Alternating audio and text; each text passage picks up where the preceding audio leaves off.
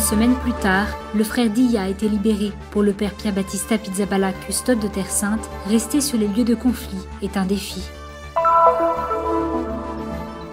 La dédicace de la basilique du Saint-Sépulcre a été célébrée à la mémoire de son inauguration en 1149. Une messe a été célébrée dans l'église de Saint-Georges à Zabaldé pour la pose de la première pierre de l'église de la Dormition de Marie.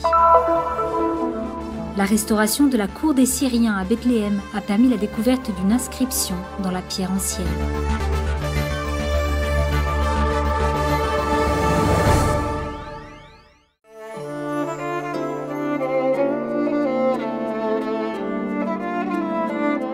La custodie de Terre Sainte a annoncé que le frère Dia Aziz, enlevé le samedi 4 juillet dans le village de Yacoubieh dans la région de Oronte, en Syrie, a été libéré ce vendredi 10 juillet. Le père Pierre-Baptiste Pizzaballa revient sur les conditions de son enlèvement.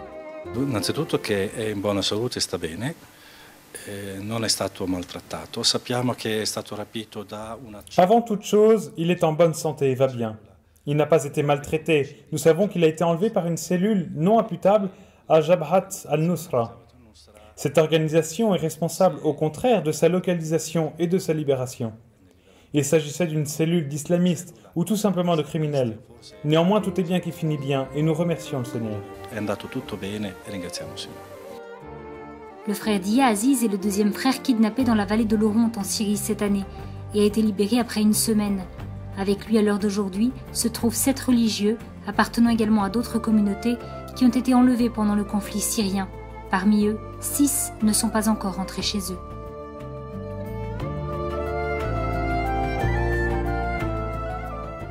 La custodie de Terre Sainte est la fraternité de l'ordre des frères mineurs qui gardent les lieux des origines de la foi chrétienne.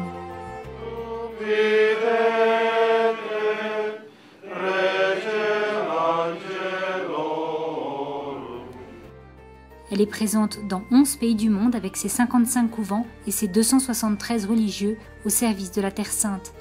Elle est confrontée actuellement à un grand défi face à la violence croissante dans diverses zones de conflit, principalement en Syrie et en Irak.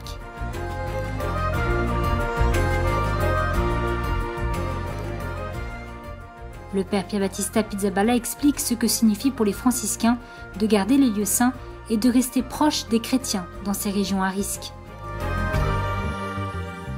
Vous vous êtes rendu vous-même à Alep et vous avez marché au milieu des décombres et de la destruction. Qu'est-ce que cela implique pour les franciscains de séjourner dans un lieu de conflit, pour garder les sanctuaires, mais aussi pour rester auprès des chrétiens? Nous avons peu de sanctuaires en Syrie, principalement des paroisses. La raison pour laquelle nous sommes là ne réside pas tellement dans les églises ou dans les lieux, mais dans les personnes. Le sens de cette décision est que le pasteur reste avec ses brebis. Les franciscains ont toujours été sur cette terre, dans tout le Moyen-Orient. Toujours. Même dans des circonstances parfois difficiles, ils n'ont jamais abandonné. Et nous ne le ferons pas nous-mêmes aujourd'hui, car telle est notre mission, rester en Terre Sainte, préserver le caractère chrétien de la Terre Sainte et surtout préserver la présence chrétienne. Vous avez évoqué la valeur de la paix, celle que Jésus nous a laissée, qui est si chère à Saint François. Dans cette situation qui ne cesse d'empirer, est-il possible de garder l'espérance? Il faut avoir de l'espérance.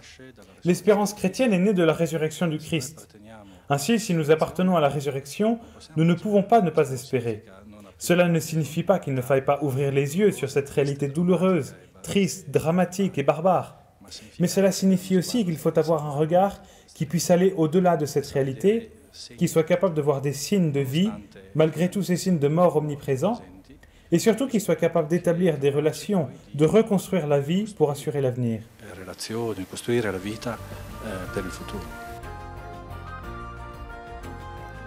Beaucoup de gens qui nous suivent à travers les médias sont inquiets et demandent des nouvelles de la Terre Sainte, des frères et des chrétiens. Comment s'engager face à une telle situation?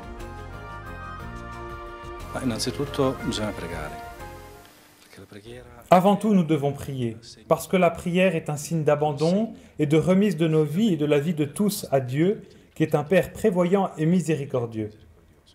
Soutenir ensuite prend une forme concrète, sous toutes les formes possibles, pour apporter un soutien au petit nombre de chrétiens qui restent au Moyen-Orient. Nous leur disons surtout que nous allons rester ici, malgré tout, malgré toutes les difficultés, malgré tous ces signes de mort. Nous avons la vie, une vie que nul ne peut nous enlever, et nous allons rester ici parce que nos racines sont très solides, très profondes, et ne pourront être arrachées.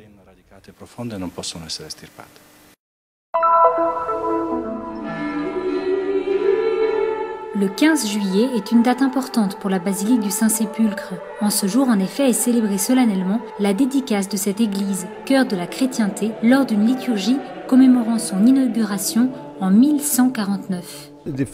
La fête de la dédicace du Saint-Sépulcre, le 15 juillet, est la fête commémorant la consécration de la basilique datant de la période des croisades. Cependant, la véritable consécration de la basilique est plus ancienne encore, parce que la consécration originale de la basilique a lieu en 335, à l'époque de Sainte Hélène et de Constantin.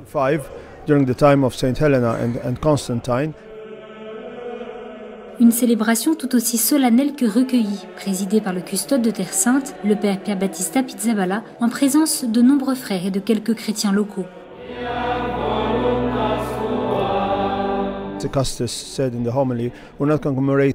Comme le père custode l'a dit dans son homélie, il ne s'agit pas seulement de commémorer l'événement historique. Ce que nous célébrons ici, c'est surtout la présence chrétienne dans ce lieu saint, parce qu'une église n'est pas consacrée parce qu'elle est un simple bâtiment de pierre, mais parce qu'il y a une communauté qui vient s'y rassembler, une communauté de personnes qui vient y prier. C'est un endroit spécial pour le monde entier parce que non seulement les catholiques y prient, mais aussi les orthodoxes, les arméniens, les coptes et les syriaques. De nombreux rites cohabitent ici. Et bien sûr, si officiellement la basilique appartient à 3 églises, elle appartient en fait à toutes les dénominations chrétiennes et tous les chrétiens peuvent venir y prier.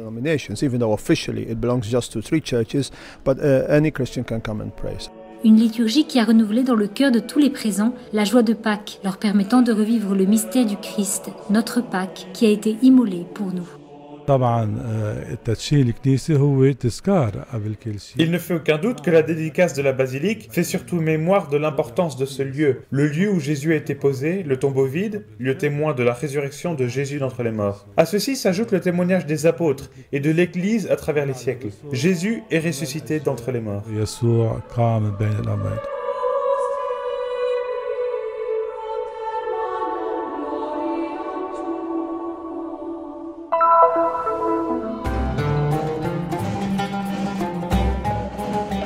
C'est au son des tambours que la première pierre a été posée ce 28 juin lors d'une célébration qui a rassemblé tout le village de Zababdé. Les paroissiens ont afflué vers l'endroit où sera construite l'église de la Dormition de Marie, accompagnée de nombreux prêtres, du maire Sami Ibrahim et du patriarche grec-orthodoxe Théophile III qui présidait.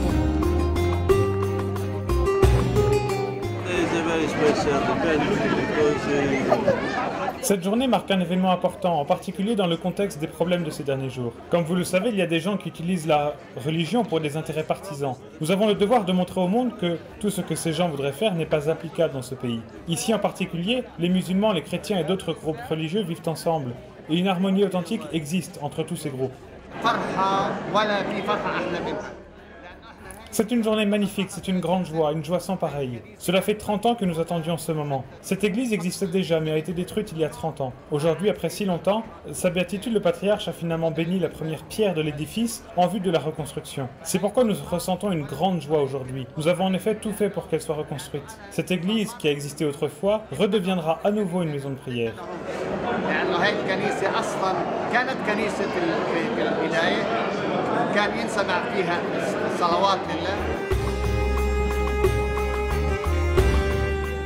Cet heureux événement a été fêté lors d'une messe célébrée par le patriarche grec-orthodoxe de Jérusalem Théophile III, entouré de nombreux membres du clergé orthodoxe et en présence de nombreux fidèles de la paroisse Saint-Georges. Nous ne sommes pas tous du même pays, mais nous formons une seule nation. Et nous voulons montrer au monde qu'ici existe la liberté et le respect de chaque religion. C'est pour cette raison que j'ai souhaité que cette église soit reconstruite à côté de la mosquée.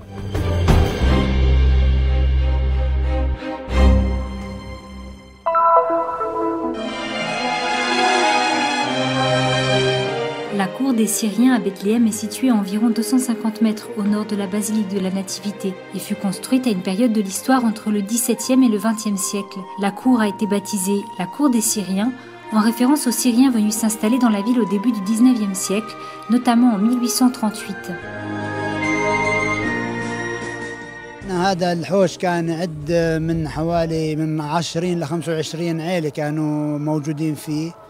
فمع الزمن واللي Près de 20-25 familles vivaient dans cette cour.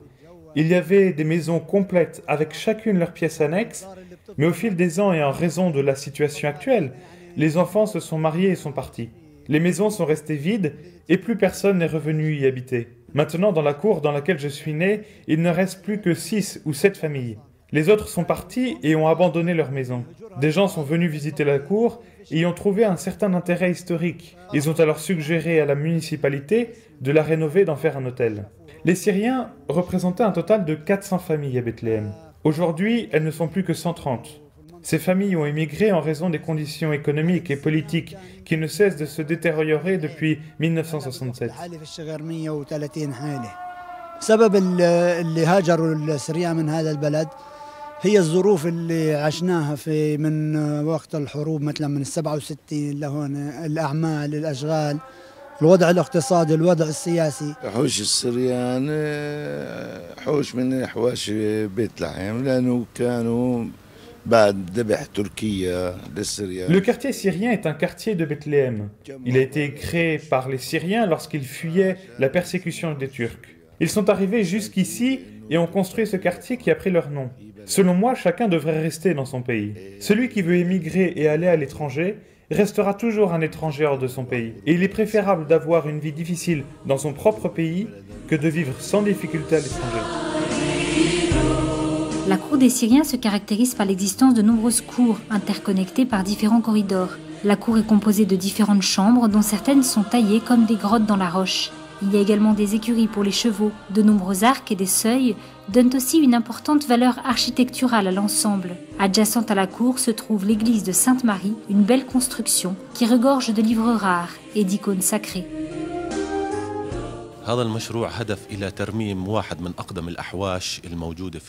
L'objectif du projet est de restaurer l'un des quartiers les plus typiques de Bethléem. Le quartier a une certaine importance historique. La partie la plus ancienne pourrait remonter à la fin du XVIIIe. La propriété appartient en partie à la famille Katan et en partie au couvent des Syriens. Ce projet de restauration est le projet le plus difficile auquel j'ai participé en tant qu'ingénieur de la municipalité.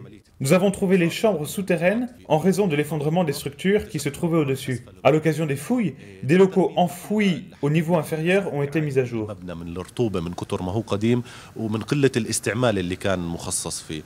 أشياء بتميز المباني الموجودة عدة نقوشات موجودة على المدخل.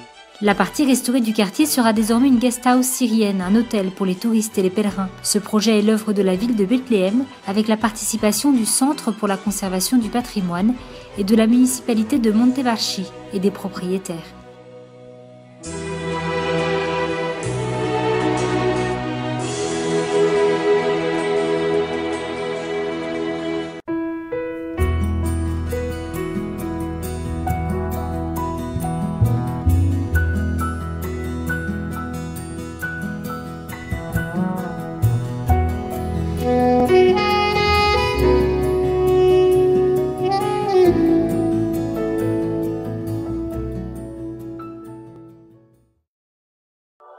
Nous sommes ici pour faire connaître la Terre Sainte, pour donner une voix et une visibilité à l'Église mère de Jérusalem, aux chrétiens locaux et aux lieux saints.